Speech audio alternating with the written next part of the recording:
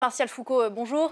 Bonjour. Merci beaucoup d'être sur ce plateau, directeur du CEVIPOF, Centre de recherche politique de Sciences Po. Emmanuel Macron, Marine Le Pen, c'était le duel annoncé par les instituts de sondage ces dernières semaines. Ça ne veut pas dire que les résultats de ce premier tour ne sont pas surprenants.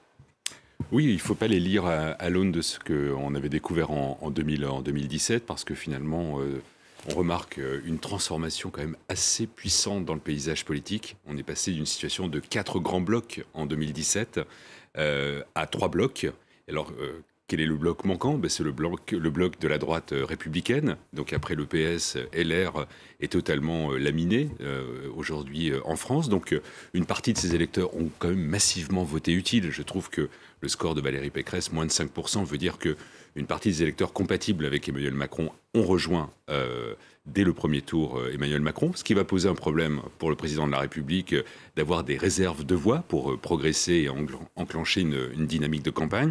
Et puis à l'inverse, pour tous les partis, on va dire, de gouvernement socialo-écologico-démocrate, le nombre d'électeurs est très très faible. Et donc pour Emmanuel Macron, va se poser une vraie question: comment convaincre ses électeurs? Comment convaincre leurs responsables de parti aussi de faire indirectement campagne pour faire barrage à Marine Le Pen au second tour?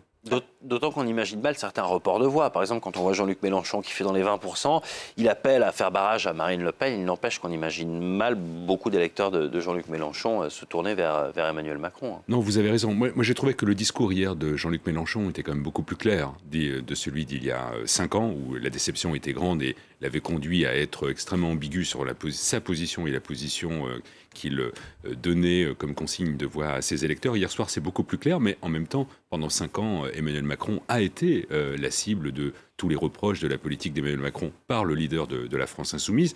Et ça marque les esprits. On ne peut pas, pendant 5 ans, taper fort contre le président de la République et en 2 semaines convertir ses électeurs. Et je pense que le vrai risque pour Emmanuel Macron, au fond, c'est un peu le piège qui se refermerait sur lui-même, c'est-à-dire le piège d'un clivage qu'il a lui-même installé, les progressistes contre les populistes.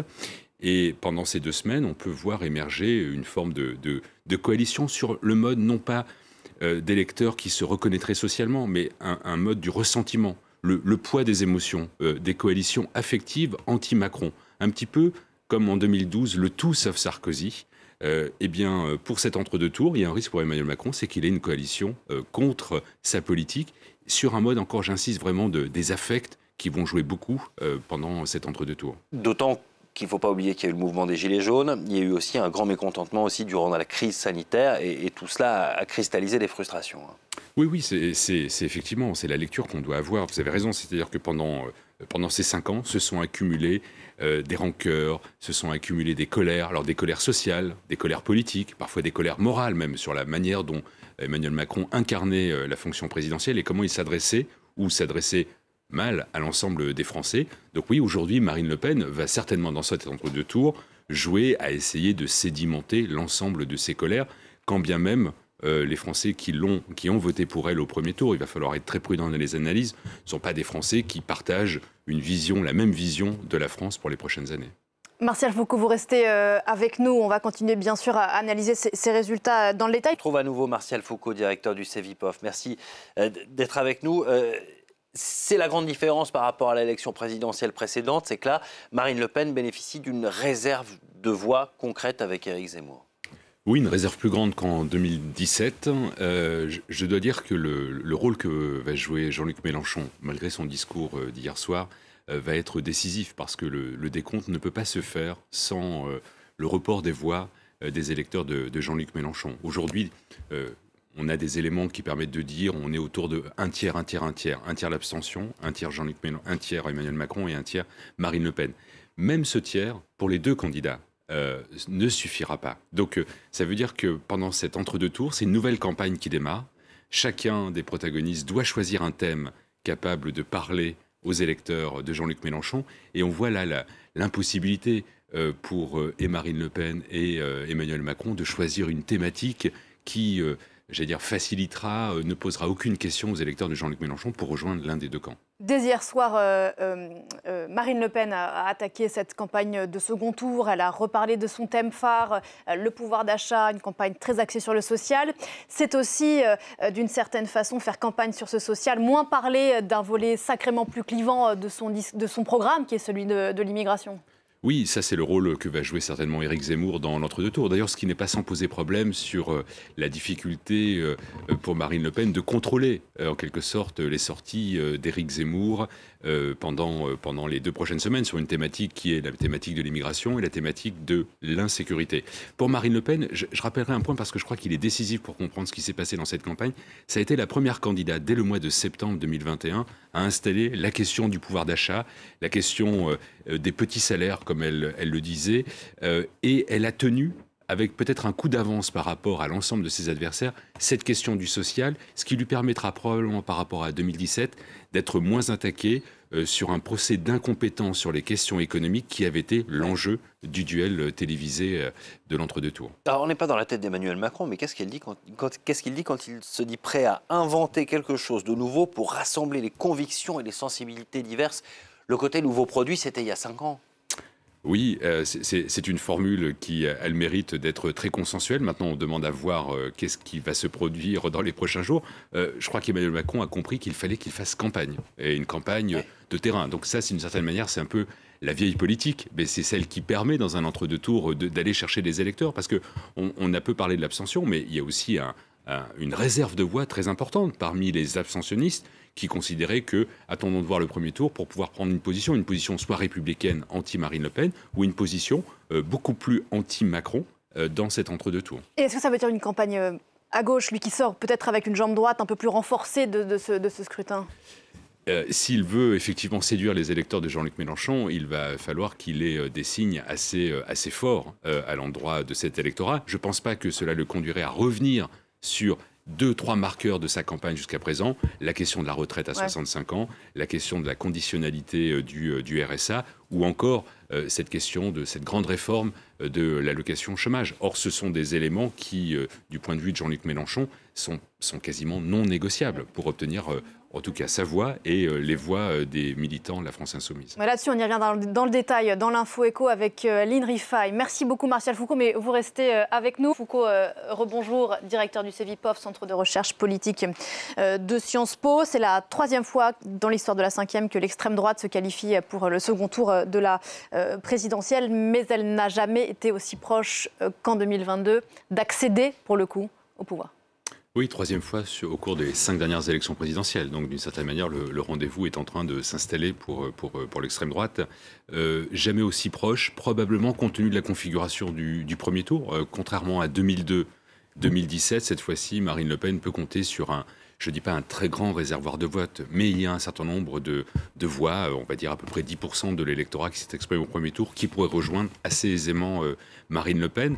Maintenant, il reste à Marine Le Pen non seulement à convaincre cet électorat qu'elle est la candidate capable de renverser la table, avec une situation quand même assez paradoxale, puisque les partis traditionnels sont écartés, sont à des niveaux historiquement bas, et au fond, le Rassemblement national devient le parti traditionnel de cette 5e République, installée depuis plus de 40 ans, et donc ça aussi, c'est un élément qu'elle va devoir à la fois assumer et expliquer qu'elle n'a pas la même pratique du pouvoir politique, la même pratique de l'exercice d'un pouvoir au cours des prochaines années. Donc c'est un jeu assez délicat, elle-même d'incarner le nouveau ou l'opposition, tout en étant la figure d'une organisation qui est présente depuis très longtemps par rapport à ses adversaires. Et en faisant campagne notamment sur le pouvoir d'achat, le social, l'insécurité, l'immigration, quels peuvent être les thèmes de campagne que peut lancer face à elle Emmanuel Macron ? Alors certainement pas ceux que vous venez d'évoquer, parce qu'aujourd'hui, Marine Le Pen, on dit dans notre jargon, elle a la propriété de cet enjeu. Donc elle a une sorte de légitimité à avoir installé et d'avoir réussi à convaincre beaucoup d'électeurs avec des motivations du vote sur sa candidature très différents.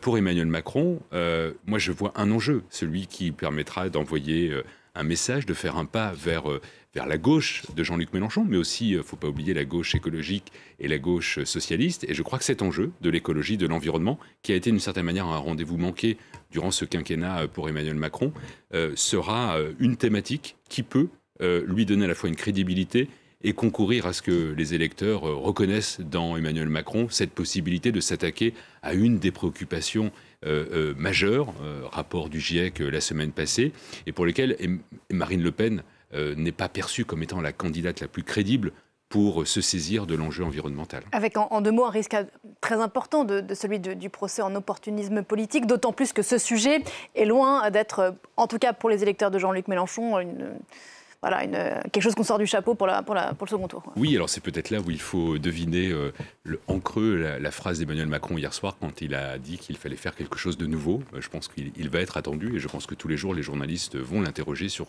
quel est ce nouveau qui apparaît dans cette campagne d'entre-deux tours.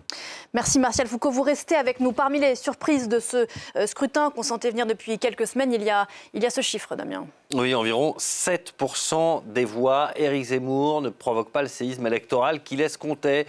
Si le polémiste à l'extrême droite reconnaît des désaccords avec Marine Le Pen, hier soir, il a tout de même appelé à voter pour elle au second tour. Retour sur un pari raté avec Christophe Dansette.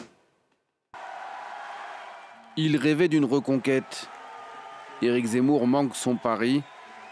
Seule consolation, il arrive devant Valérie Pécresse.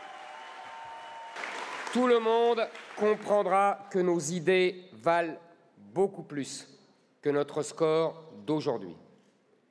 Je n'ai pas su convaincre assez de nos compatriotes. L'histoire dira pourquoi nous ne sommes pas parvenus alors qu'une majorité de Français partagent nos inquiétudes et nos espoirs. Des espoirs portés très haut lorsque les sondages le donnaient jusqu'à 17% au premier tour. Phénomène du début de campagne, l'ancien polémiste était porté par des scores d'audience records, une grande ferveur dans les meetings. Un certain nombre de têtes d'affiche du Rassemblement national avaient rejoint son mouvement. Mais la bulle a fini par éclater. Éric Zemmour est largement distancé par Marine Le Pen, pour qui il appelle à voter au deuxième tour. Ses militants ne cachent pas leur déception. On pensait faire plus, on ne va pas se mentir. C'est le début d'une nouvelle aventure. Il faut savoir que Reconquête, c'est tout nouveau. Il y a un an, ça n'existait même pas. On ne savait même pas en fait, qu'un tel mouvement patriote allait émerger en France. Donc voilà, un peu d'amertume, mais c'est que le début d'un long chemin, une longue bataille. Une longue bataille qui continuera avec les législatives. Éric Zemmour espère pouvoir remporter plusieurs sièges. Lui-même pourrait se présenter dans le sud de la France. Martial Foucault, on risque de le retrouver encore sur la scène politique française, Éric Zemmour? Oui, mais peut-être pas nécessairement comme parlementaire, comme député élu. Je crois que Éric Zemmour a déjà acquis cette stature nationale. Est-ce qu'il a besoin d'une tribune offerte par le Parlement? J'en suis pas certain. Et ensuite, c'est une organisation politique à construire. Et ça, on n'a pas d'éléments qui permettent de dire que Éric Zemmour a envie d'être un chef de parti, parce que les législatives sont dans 2 mois. Voilà, législatives et préparées. On sait que la vie d'un parti passe aussi par une forme de maillage territorial. Et ça, je crois que c'est pas du tout l'ambition d'Éric Zemmour pour le moment. Attendons de voir le résultat du second tour, parce qu'il y aura peut-être un enjeu de succession des droites extrêmes si Marine Le Pen était battue dans 2 semaines.